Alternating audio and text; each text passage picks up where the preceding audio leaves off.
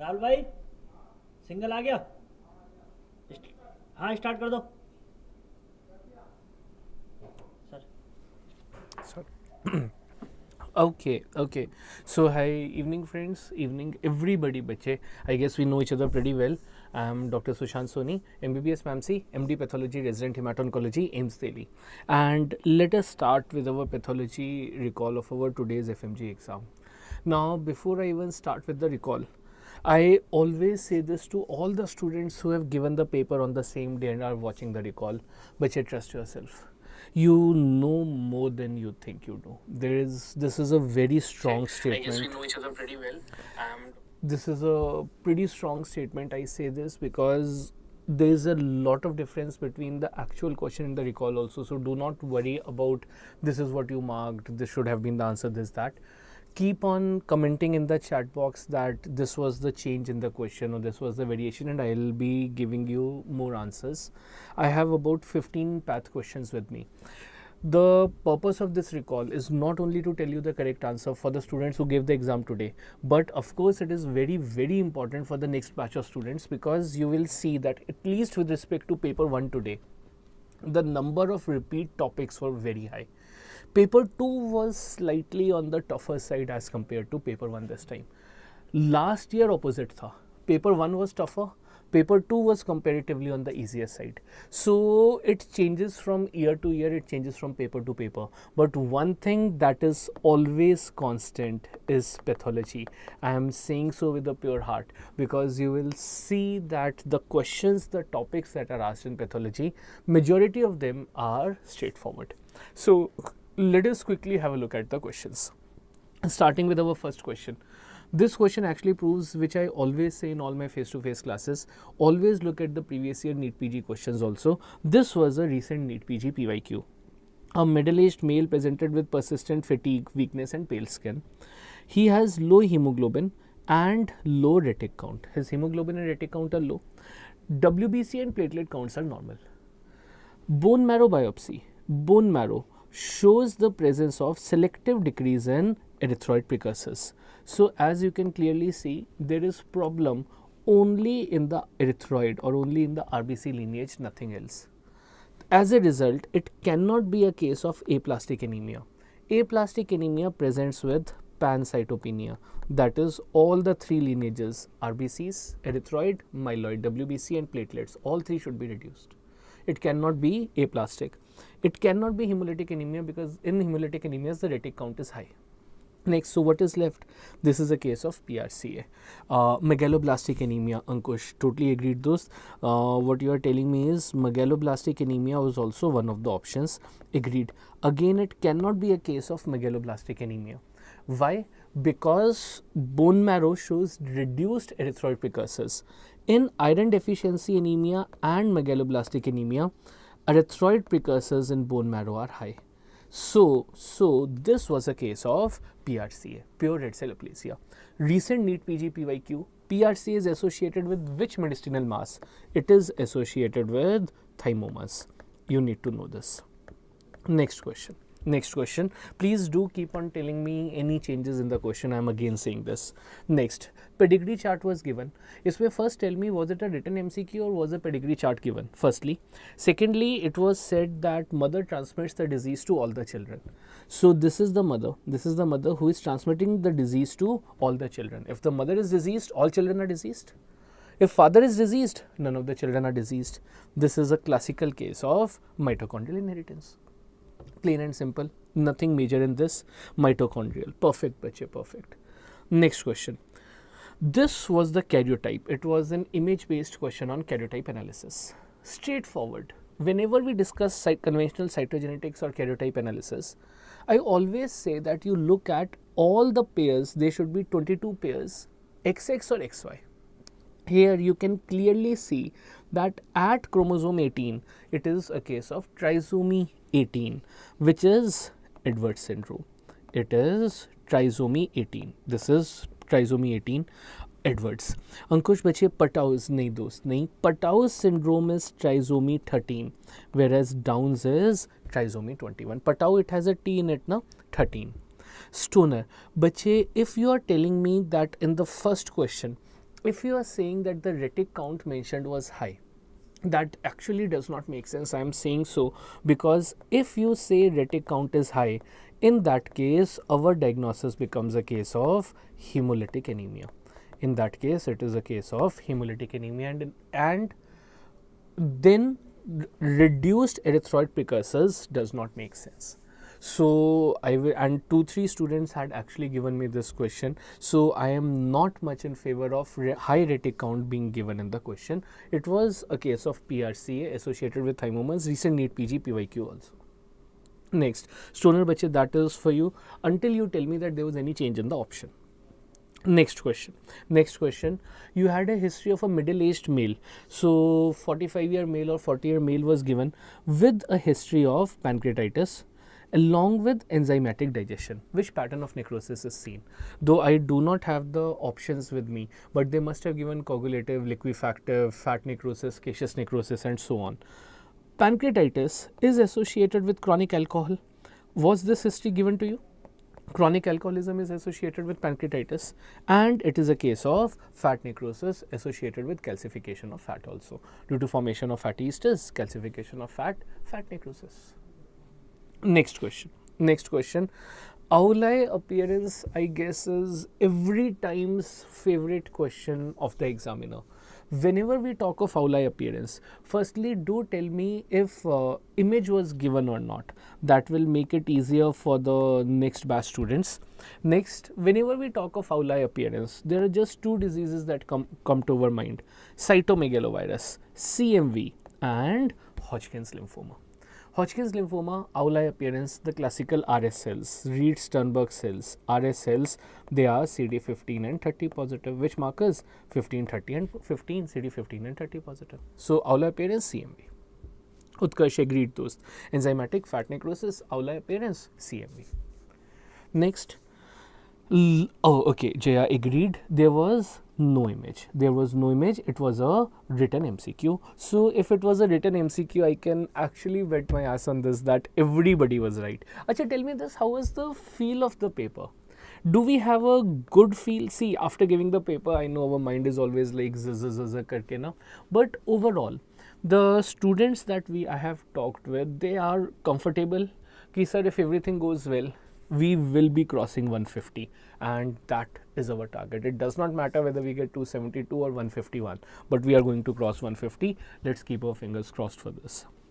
Next question. Now, this was an integrated derma path question.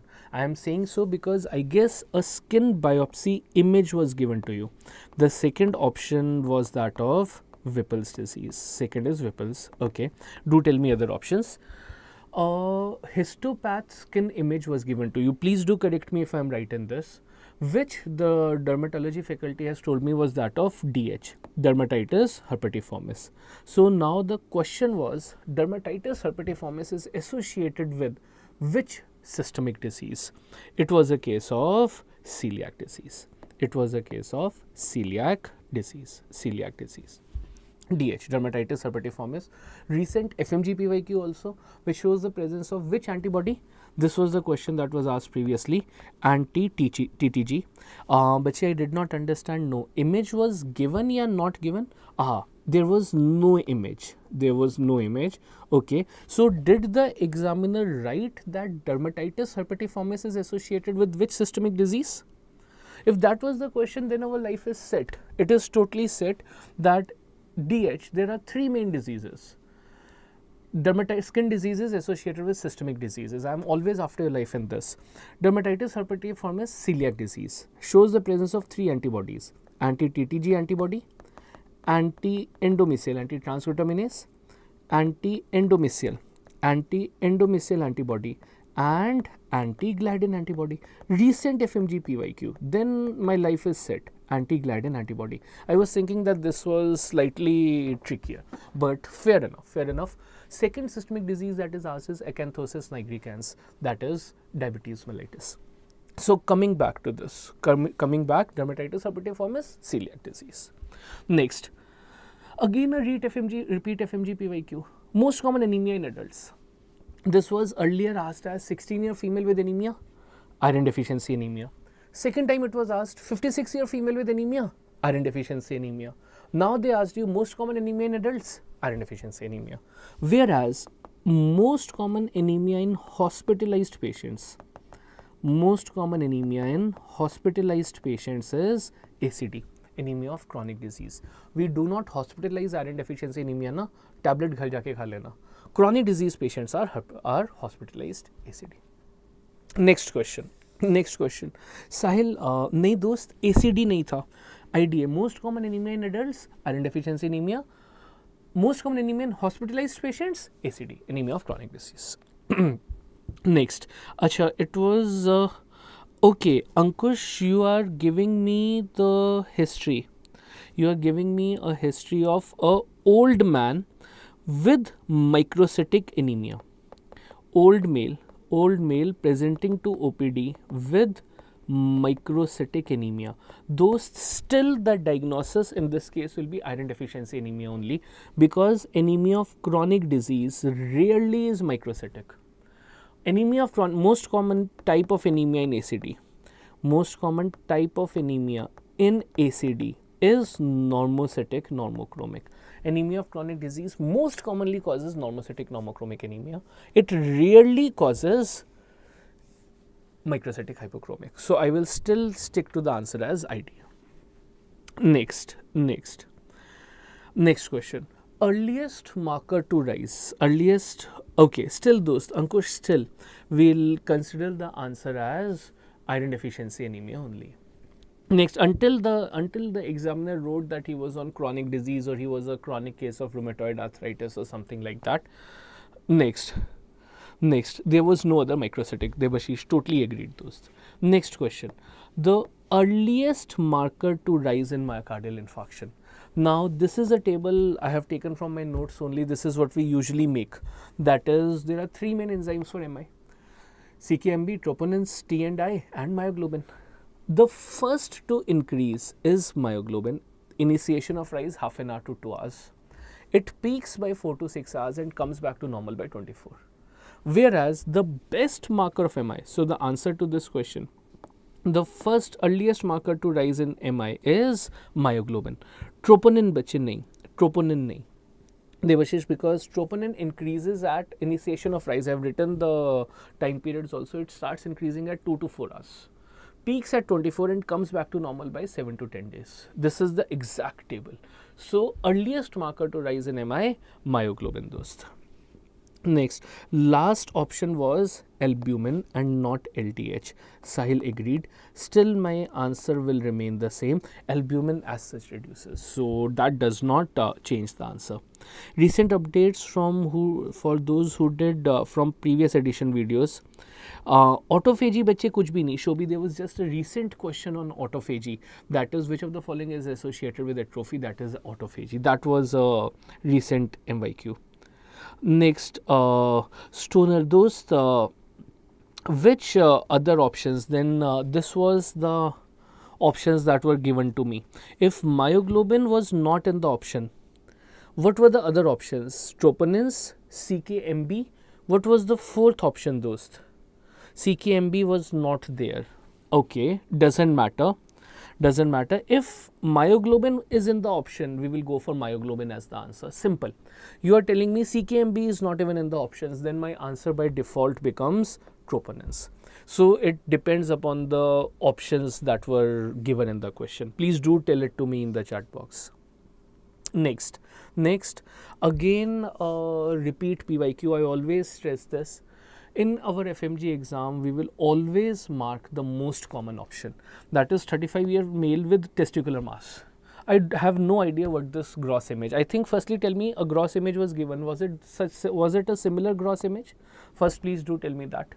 Secondly, it does not matter to me what is given in the gross image. Which is the most common testicular tumor? Seminoma. If the same thing was in a female, we always make that high list question, high list PYQ list. So I always say this: in case of a male, most common testicular tumor, seminoma. Young female with ovarian tumor, that is dermoid cyst or teratoma. If the same thing, I am saying this for the next batch, young female ovarian tumor, if that question comes, it is a case of dermoid cyst or Teratoma, you know this from obsgyne also. What is the ovarian counterpart of seminoma? Dysgerminoma.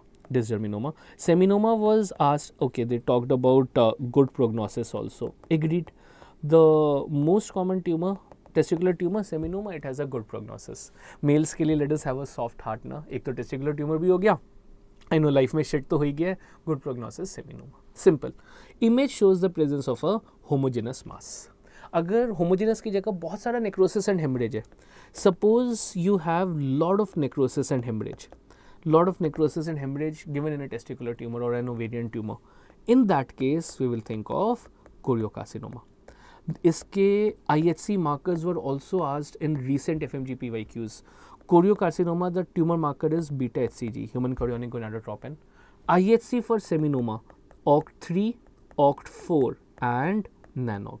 ये last time FMGE PYQ था. Not concerned, not concerned. अंकुश बचे वो last वाला question हम एक बार दोबारा देख लेंगे.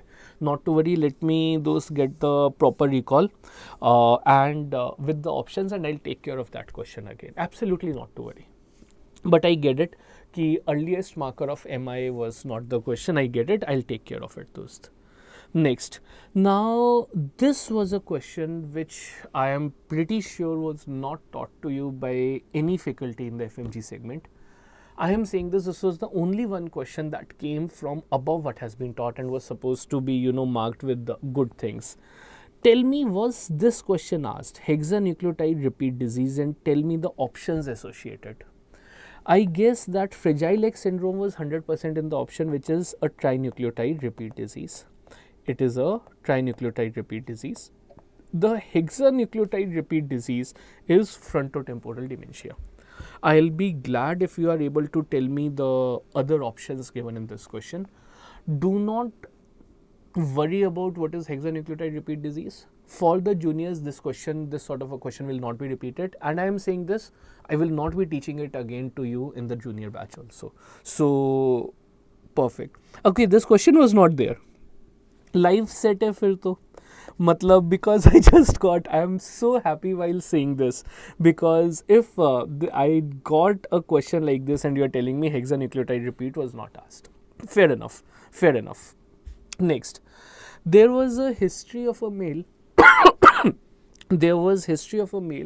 in which it was given that the patient presented with Lish nodules and caffeolate spots, making it as a case of NF1, neurofibromatosis 1.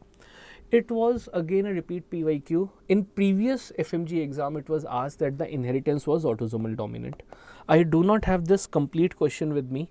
Please tell me what the question was. It was a case of neurofibromatosis, Lish nodules, caffeolate spots, autosomal dominant. Chromosome NF1 chromosome 17 versus NF2. It is a case of chromosome affected, chromosome 22. Sahil agreed, dost. Lish nodule in the eye was given to you. The minute you have a history of male with Lish nodules, that makes it as NF1. What was the question about it? Was a diagnosis asked? Inheritance, chromosome, gene mutation, tumor. These are the 5 topics that we study. NF1, chromosome 17, neurofibromin gene mutation present on chromosome 17. Most common tumor associated optic gliomas, and it is associated with blood cancer also, JMML, juvenile myelomonocytic leukemia. These are the 5 points that we study with NF1. Okay, diagnosis. Diksha, you are actually making me smile क्योंकि simple question था diagnosis NF1. बाकी चीज़ें तुमने ऐसे ही बोल दी. Done है. So this was tuberous sclerosis. So first option was neurofibromatosis. Second option was tuberous sclerosis. Again, both neurofibromatosis, tuberous sclerosis, all these are autosomal dominant nervous disorders. First class. So these were the recall questions that I had with me at present. Please, in case there are any more questions that you're able to recall, any options, I mean, I'm totally satisfied with the recall, with what you have given me in the options. With respect to pathology, I guess all of us were comfortable. Please give me a thumbs up or like the video or give me a heart if you were comfortable with pathology. Path is a lifesaver. For the students who are always stuck between 135 to 149, I always say this कि path is the subject जो अपनी नैया पार कराएगा. I am saying so, Devashish Bache, I will come to cystic fibrosis. Please tell me the question asked, because I always say this. Previous 4 years, we have 2 papers per year, 8 papers. Pathology is a subject which is constant. कभी obs gynae के 40 question आ जाते हैं, कभी PSM के 30, कभी biochemistry and anatomy. Last times paper was total shit, but pathology is one that always makes you cross the 150 mark. So let's keep our fingers crossed and do it well. Cystic fibrosis, which it is CFTR gene mutation present on chromosome 7. Devashish दोस्त, थोड़ा सा मुझे options बता सकते हो क्या थी इसमें? It is a chloride channel. There is a problem in 2 channels, that is ENaC. There are 2 proteins affected, CFTR protein and ENaC. What is lost? There is excess secretion of chloride. 1 sodium, 2 potassium, 3 chloride. Chloride those, Devashish chloride. There is excess secretion of chloride. Sodium chloride in salt. The answer to be marked is chloride. First class. So on this positive note, let us do good things in life. Let's go to temple and stuff, do good things and pray for a great result. I love you enough to say that I don't want to see you ever in class again for the FMG segment. अच्छे से paper निकालो and we'll be meeting in the NEET-PG segment. Thank you and take care.